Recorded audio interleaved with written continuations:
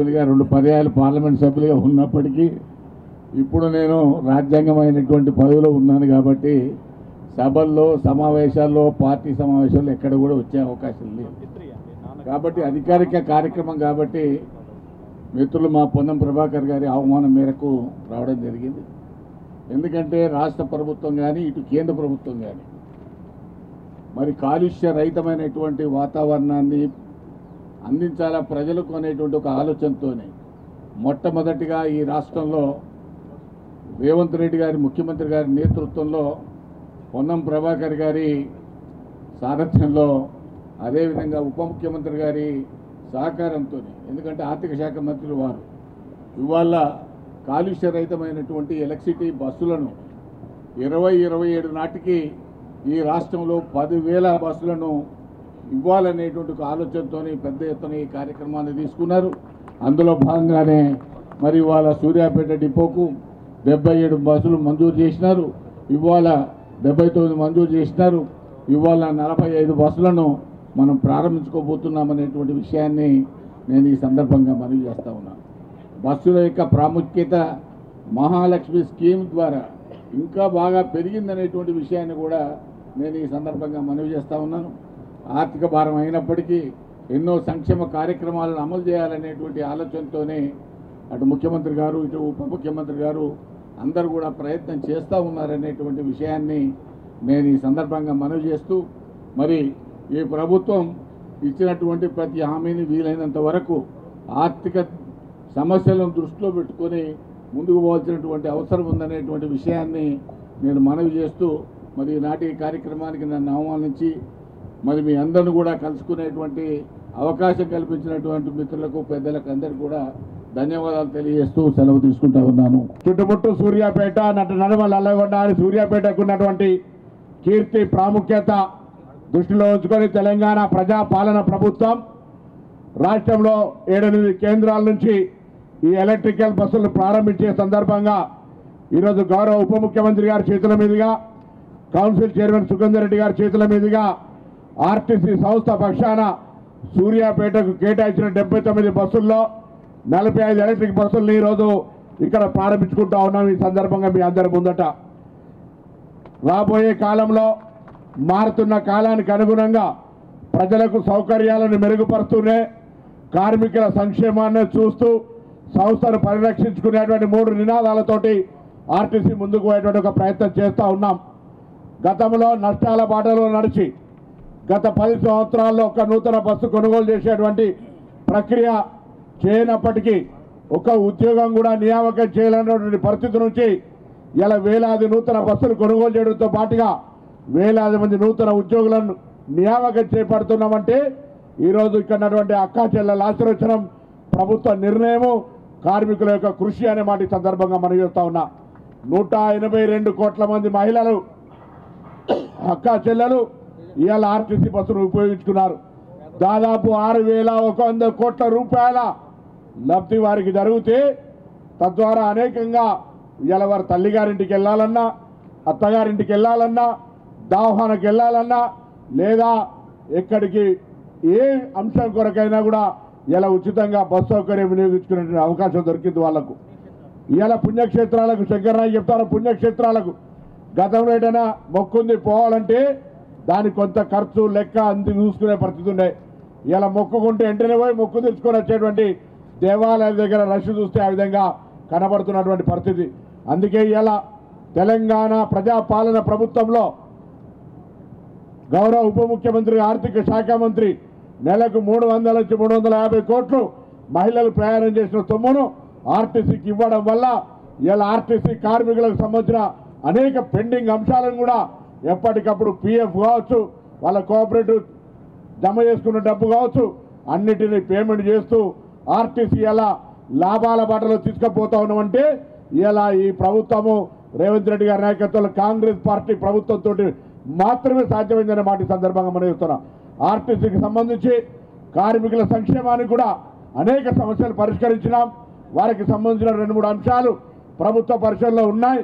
వాటిని కూడా ఎక్కడ కూడా ఎందుకంటే కార్మికుల సంక్షేమం వాళ్ళు చేస్తున్న కృషిని గుర్తిస్తూనే ప్రయాణికులకు సౌకర్యం మెరుగుపరుస్తూ ఈరోజు ఆర్టీసీ సంస్థను పరిరక్షించుకుంటూ ఈ 3 స్లోగన్స్ మీద కాంగ్రెస్ ప్రభుత్వం ముందుకు పోతుందనే మాట మనం చేస్తా ఉన్నాం.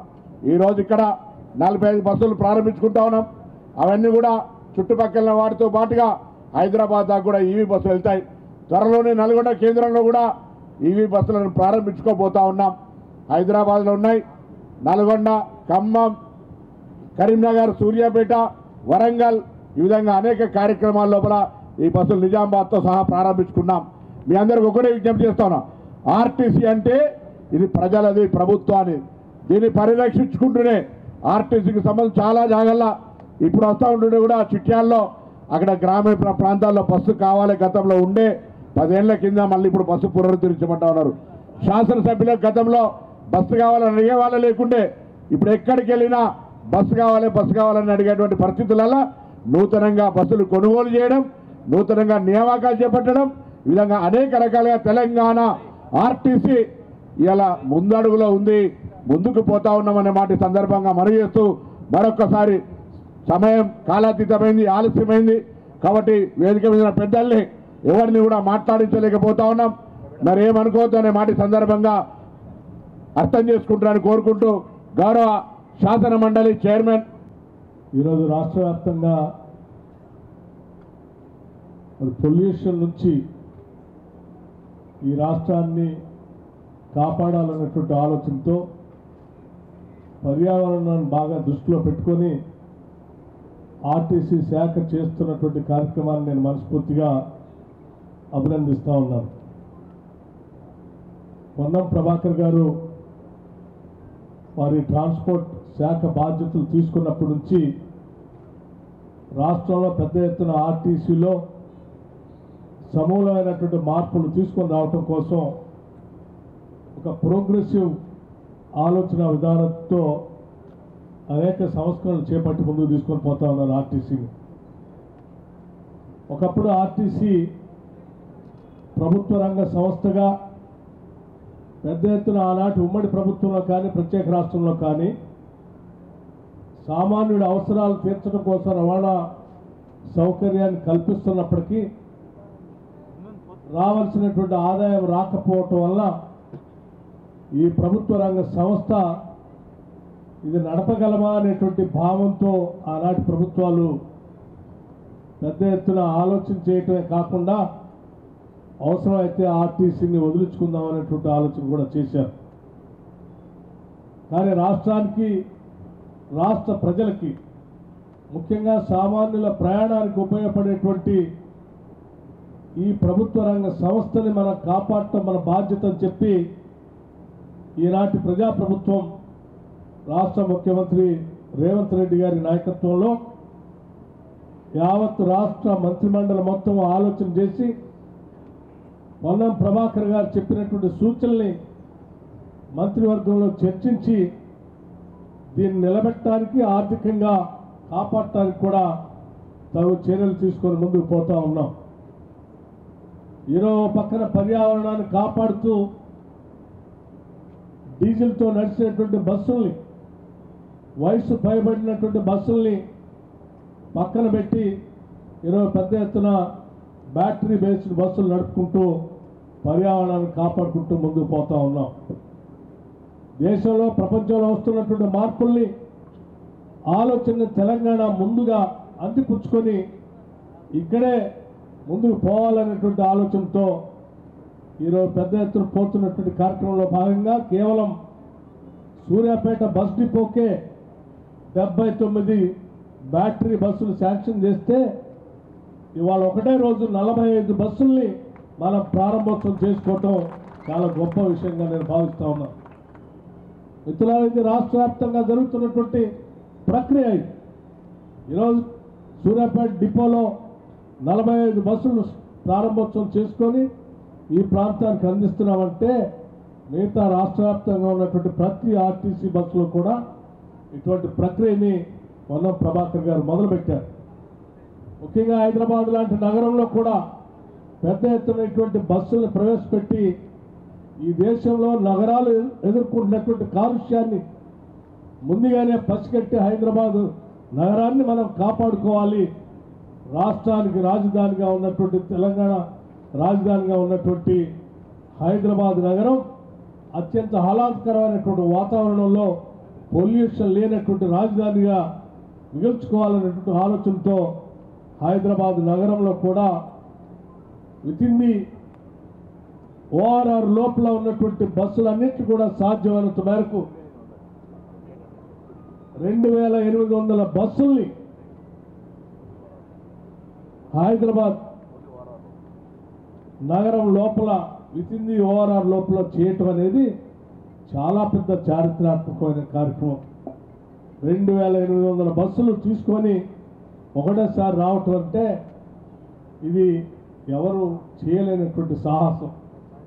ఇటువంటి కార్యక్రమాన్ని రాష్ట్ర వ్యాప్తంగా చేసుకుంటూ ముందుకు పోవటమే కాకుండా నేడు సామాన్యులకి రవాణా సౌకర్యాన్ని ఇస్తూ దీన్ని కాపాడుతూ అట్లాగే పర్యావరణం రక్షిస్తూ దీన్ని కాపాడుతూ ఆర్థిక భారం నుంచి కూడా దీన్ని బయటపడేయటం కోసం మహాలక్ష్మి అనేటువంటి ఒక పెద్ద గొప్ప కార్యక్రమాన్ని రాష్ట్రంలో ఉన్నటువంటి సగభాగం ఉన్నటువంటి మహిళలందరి కోసం మన ఆర్టీసీలో ఈ రాష్ట్రంలో ఎక్కడి నుంచి ఎక్కడికి ప్రయాణం చేసినా ఉచితంగా ప్రయాణం చేసేటట్టుగా ఈ రాష్ట్రంలో ఉన్నటువంటి మహిళలందరికీ మహాలక్ష్మి అనేటువంటి పథకాన్ని పెట్టి ఈరోజు దాన్ని విజయవంతంగా మన కార్యక్రమాన్ని నిర్వహించుకుంటూ ముందుకు పోతా ఉన్నాం.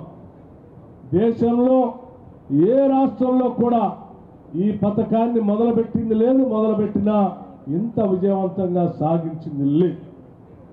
ఉదాహరణకి ఈ రాష్ట్రంలో ఇప్పుడే మంత్రి గారు చెప్పినట్టు 182 కోట్ల జీరో టికెట్లు ఇప్పటికీ రాష్ట్రంలో ఉన్నటువంటి మహిళలు వాడుకున్నారు.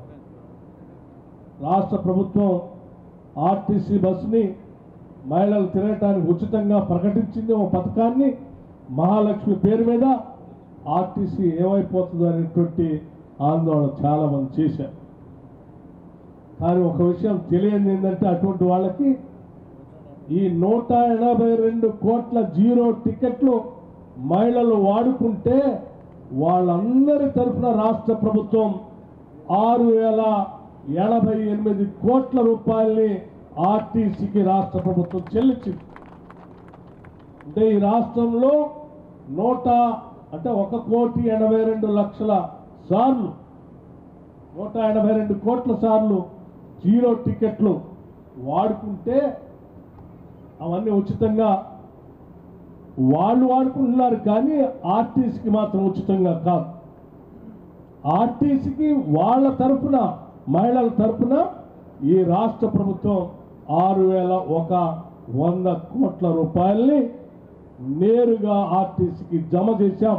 ఇప్పటికే ఈ 6,100 కోట్ల రూపాయలు రాష్ట్ర ప్రభుత్వం ఈ మహిళలందరి పేరు మీద జమ చేయబట్టే ఈరోజు ఆర్టీసీ ఆర్థికంగా నిలదొక్కుని ఆర్టీసీ బస్సులు ఫుల్ కెపాసిటీతో ప్రయాణం చేయబట్టే ఈరోజు ఆర్టీసీ ఆర్థికంగా పరిపుష్టిగా ఉండి ఈరోజు క్షేమంగా బతికి బట్టగలిగింది. ఒకవేళ ఈ మహాలక్ష్మి పథకమే లేకుండా ఉంటే ఈ 6,100 కోట్ల రాష్ట్ర ప్రభుత్వం ఆర్టీసీకి చెల్లించకుండా ఉంటే కూడా ఈరోజు ఆర్టీసీ భవిష్యత్తు ఆందోళనకరంగా ఉండేది. అందుకే రాష్ట్ర ప్రభుత్వం తీసుకున్నటువంటి ఈ నిర్ణయం ఇటు మహిళలకు ఉచితంగా ప్రయాణం చేయడానికి, ఇంకో పక్కన రాష్ట్ర ప్రభుత్వానికి సంబంధించినటువంటి ఆర్టీసీ ప్రభుత్వ రంగ సంస్థ ఆర్థికంగా నిలదొక్కుకోవటానికి కూడా పెద్ద ఎత్తున ఉపయోగపడ్డదని నేను స్పష్టంగా చెప్పడానికే ఈ రెండు ఉదాహరణలు మీకు చెప్తున్నాను. చెప్తూ ఈ ప్రజాప్రభుత్వం ఎప్పుడు కూడా ప్రజల ఆస్తుల్ని, ఆనాటి ప్రభుత్వాలు మొదలుపెట్టినటువంటి ప్రభుత్వ రంగ సంస్థల్ని కాపాడుకుంటూ భవిష్యత్ తరాలకు కూడా మారుతున్నటువంటి మార్పులకు అనుగుణంగా దాన్ని అప్డేట్ చేసుకుంటూ ముందు తరాలకు అందించడమే మనందరి పైన ఉన్నటువంటి బాధ్యతగా మేము భావించి ఈ కార్యక్రమాలని చేసుకుంటూ ముందుకు పోతా ఉన్నాం. అందుకే మిత్రులారా, ఈ కార్యక్రమంలో పాల్గొన్నటువంటి స్నేహితులారా, ఈ ఆర్టీసీని ఈ ప్రభుత్వం కాబట్టి బతికించగలిగింది. అదే గత ప్రభుత్వాలనే అట్లాగే ఉంటే ఇప్పటికే అదొక పెద్ద ఆందోళనకరమైనటువంటి సమస్యగా మారింది. ఈరోజు ఆర్టీసీ ఆర్థికంగా నిలదొక్కుని ముందుకు పోతూ ఇంకా భవిష్యత్తులో అనేక ప్రణాళికలు అంటే కమర్షియల్గా కూడా ఇంకా లాభదాయకంగా ఉండేటట్టుగా ఆర్టీసీ ట్రాన్స్పోర్ట్ మంత్రి గారు అనేక ప్రణాళికలు తయారు చేస్తూ ఉన్నారు. వాటన్నిటిని కూడా సాధ్యమైనంత మేరకు రాష్ట్ర ప్రభుత్వం ప్రజలకు మేలు చేసేటట్టుగా ఉపయోగపడేట్టుగా రూపొందించి ముందుకు తీసుకొని పోతామని చెప్పి మీ అందరికీ సవినయంగా నేను మనవి చేస్తూ ఈ సందర్భంగా ఈ బ్యాటరీ బస్సులు పొందుతున్నటువంటి ఈ సూర్యాపేట ఆర్టీసీ బస్సు డిపోకి అభినందనలు తెలియజేస్తూ ఇందులో ప్రయాణించేటువంటి వారికి ఈ జిల్లా వాసులకు కూడా నేను మరొకసారి అభినందనలు తెలియజేసుకుంటూ సెలవు తీసుకుంటాను. జై హింద్, నమస్కారం.